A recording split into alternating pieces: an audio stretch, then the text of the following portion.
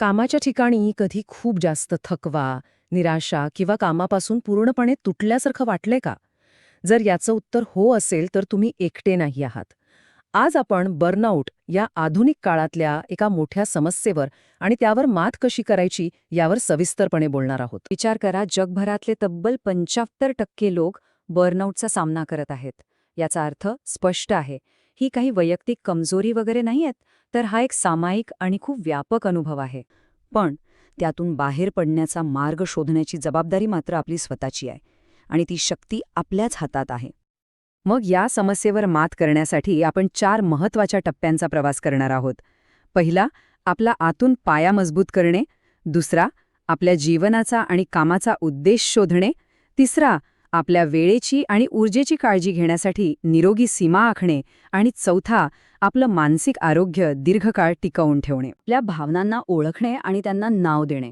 म्हणजे जेव्हा आपण मला राग आला आहे किंवा मी निराश आहे असं स्पष्टपणे मान्य करतो ना, तेव्हा आपल्या मेंदूचा तणाव कमी होतो आणि आपल्याला पुन्हा स्पष्टपणे विचार करण्याची शक्ती मिळते. पहिलं, बेसिक गोष्टींकडे लक्ष द्या. पुरेशी झोप, व्यायाम आणि चांगला आहार. दुसरं, सतत तक्रार करण्यापेक्षा काही काळ तक्रार सुट्टी घेऊन बघा आणि फक्त चांगल्या गोष्टींवर लक्ष केंद्रित करा. आणि तिसरं, स्वतःला दोष देण्याऐवजी स्वतःशी एका चांगल्या मित्रासारखं वागा. निरोगी सीमा आखणे म्हणजे हेल्दी बाउंड्रीज सेट करणे. प्रत्येक वेळी जेव्हा आपण एखाद्या अतिरिक्त कामाला हो म्हणतो, तेव्हा आपण नकळतपणे दुसऱ्या कोणत्या तरी गोष्टीला नाही म्हणत असतो. कदाचित आपल्या आरामाला, आपल्या कुटुंबासोबतच्या वेळेला किंवा आपल्या व्यायामाला. सीमा न आखण्याची ही एक मोठी किंमत असते. खरं तर ही आपल्या आरोग्याला, आपल्या मानसिक शांततेला आणि आपल्या प्राधान्यांना हो म्हणण्याची कृती आहे. अतिरिक्त कामांना नम्रपणे नाही म्हणायला शिका. 2. कामाची वेळ संपली की खऱ्या अर्थाने ऑफ व्हा, म्हणजे कोणतेही ईमेल्स नाहीत.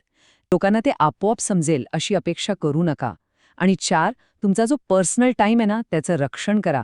जणू काही ती तुमची सर्वात महत्त्वाची अपॉइंटमेंट आहे. बघा, बर्नआउटमधनं बाहेर पडणं एक झालं, पण पुन्हा त्या परिस्थितीत न जाण्यासाठी काही लाँग टर्म सवयी आणि कौशल्य आत्मसात करणं खूप महत्त्वाचं आहे. इथे सगळ्यात महत्त्वाचा मुद्दा हा आहे की अडचणी म्हणजे अपयश नव्हे, त्या फक्त शिकण्याची संधी आहेत.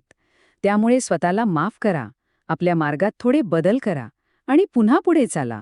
आपली ऊर्जा परत मिळवण्यासाठी आणि स्वतःच्या आरोग्याला प्राधान्य देण्यासाठी आज आपण कोणतं एक छोटं पाऊल उचलणार आहोत.